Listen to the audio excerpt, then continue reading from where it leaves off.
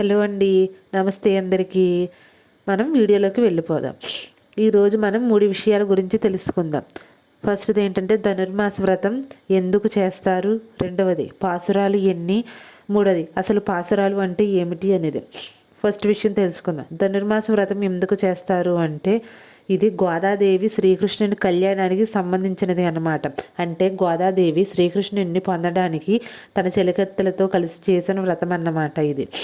ఈ వ్రతం చేయడం కొంతమంది ఏంటంటే 15 రోజులకి, కొంతమంది 8 రోజులు, కుదిరిన వాళ్ళకైతే నెలంతా, లేదు అంటే ఏదో ఒక రోజు మాత్రమే చేస్తారన్నమాట. ముఖ్యంగా ఏంటంటే పెళ్ళి కానీ యువతులకు ఈ వ్రతం అనేది చేస్తే మంచి భర్త అనేది వస్తారన్నమాట. అలాగే వాళ్ళ దాంపత్య జీవితం అనేది బాగుంటుంది. అలాగే ఎవరైనా ఇష్టపడి ప్రేమించి చేసుకున్నట్లయితే సరే తను కోరుకున్న వ్యక్తి అనేవారు తన లైఫ్ పార్ట్నర్గా వస్తారనమాట ఈ వ్రతం చేస్తే. అలాగే ఈ వ్రతం చేసినప్పుడు నైవేద్యంగా మర్చిపోకుండా పెరుగన్నం మాత్రం నైవేద్యం పెట్టండి. మూడవది పాశురాలు అంటే ఏమిటి. పాశురాలు అంటే కీర్తనలు, పద్యాలు అన్నమాట.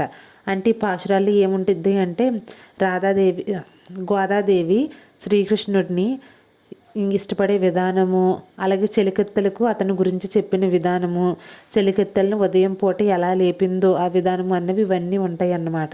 అలాగే పాశురాలు ఎన్ని అంటే 30 పాశురాలు అన్నమాట. శ్రీకృష్ణుని లీలల గురించి గోదాదేవి తన చెలికత్తెలతో చెప్తుందన్నమాట. ఇప్పుడు మనం పాశురాల గురించి తెలుసుకుందాం. ఒక చిన్న కథ ఉంది, దాని తర్వాత పాశురాల గురించి తెలుసుకుందాం. తిరుప్పావై కథ అంటే ధనుర్మాసంలో గోదాదేవిని తమిళనాడు అటు సైడ్ ఆండాలని అంటారన్నమాట. తన చెలికత్తెలతో కలిసి శ్రీకృష్ణుడిని భర్తగా పొందాలని చేసే 30 రోజుల వ్రతం మరియు 30 పాసురాల గానం. దీనిలో కృష్ణుడిని మేల్కొల్పి ఆయనను చేరడానికి గోపికలు చేసే విన్నపాలు, లీలలు వర్ణించబడతాయి. ఇది గోదాదేవి స్వయంగా కృష్ణుడిని పెళ్లి చేసుకోవాలని చేసిన వ్రతం. దీని ద్వారా గోపికలందరినీ మేల్కొల్పి శ్రీకృష్ణుని పొందే ప్రయత్నాన్ని నివారిస్తుందన్నమాట. ఫస్ట్ పాసురం. మొదటిది ధనుర్మాసపు చల్లని ఉదయం గోకులంలోని అందమైన అమ్మాయిలు తమ స్నేహితురాలని నిద్రలేపి స్నానం చేసి శ్రీకృష్ణుడిని కీర్తించే వ్రతానికి సిద్ధమవ్వమని పిలుస్తారన్నమాట. తర్వాత రెండవ పాసురంలో ఏంటంటే గోపికల సంభాషణ అన్నమాట. రెండవ పాసురం నుంచి 4వ పాసురం వరకు ఏముంటాయంటే మొదట కొంతమంది గోపికలు ఏ వ్రతం చేయాలి, ఎందుకు లేవాలి అని అడుగుతారు. అప్పుడు గోదాదేవి కృష్ణుడిని భర్తగా పొందడానికి మనం చేసే పవై నోన్పు వ్రతం అని వివరిస్తుంది. దీనిని కృష్ణుడికి ప్రీతి చెందుతాడు అనేసేమో గోదాదేవి పాసురంలో ఉంటుందన్నమాట. మూడవది 5వ పాసురం నుంచి 10వ పాసురం వరకు అన్నమాట. ఇతరులను మేల్కొల్పడం.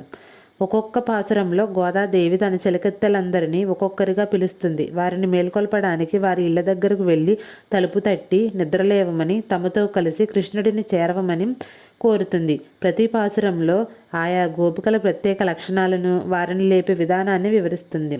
ఉదాహరణ ఏంటంటే పాల పెరుగుతో కవ్వం తిప్పుతున్న, పాలు పిదుకుతున్న, కోడి కూస్తున్న గోపికలు అన్నమాట. 4వది కృష్ణుడిని మేల్కొల్పడం. ఇదేంటంటే 11వ పాసురం నుంచి 15వ పాసురం వరకు ఉంటాయి అన్నమాట. ఇవన్నీ ఏంటంటే పద్యాల రూపంలో ఉంటాయి. కాకపోతే ఏంటంటే పద్యాలు మీకు అర్థం కావు కాబట్టి నేను దాని మీనింగ్ చెప్తున్నాను అనమాట. 4వది ఏంటంటే కృష్ణుడిని మేల్కొల్పడం. గోపికలందరూ కలిసి కృష్ణుడిని మేల్కొల్పడానికి అతని ద్వారం వద్దకు చేరి వివిధ రకాలుగా స్తుతిస్తారు. అతని పరాక్రమాన్ని, శౌర్యాన్ని, దయను కీర్తిస్తారు. అతనిని మేల్కొల్పకపోతే వచ్చే పరిణామాలను కూడా వివరిస్తారు. 5వది కృష్ణుడితో సంభాషణ. అంటే 16వ పాసురం నుంచి 20వ పాసురం వరకు. చివరకు కృష్ణుడిని మేల్కొలిపి అతనిని చేరే మార్గాన్ని, తమ కోరికలను విన్నవించుకుంటారు. తమ మనసులోని భావాలను, కృష్ణుడి పట్ల తనకున్న ప్రేమను వ్యక్తపరుస్తారు. 6వది ఫలితం, లాస్ట్ది అన్నమాట. 21 నుంచి 30. వ్రతం పూర్తయిన తర్వాత గోపికలు తమ కోరికలు నెరవేరాలని, కృష్ణుడితో కలిసి ఆనందంగా గడపాలని, అతనికి సేవ చేయాలని కోరుకుంటారు. ఈ 30 పాసురాల ద్వారా గోదాదేవి భగవంతుడిని చేరడానికి ఉన్న మార్గాన్ని, భక్తిని, సమర్పణ భావాన్ని వివరిస్తుంది. ముఖ్యంగా పాసురాలు అనేవి ఏంటంటే ఉదయం పూట చేస్తారనమాట పారాయణం బ్రహ్మముహూర్తంలో.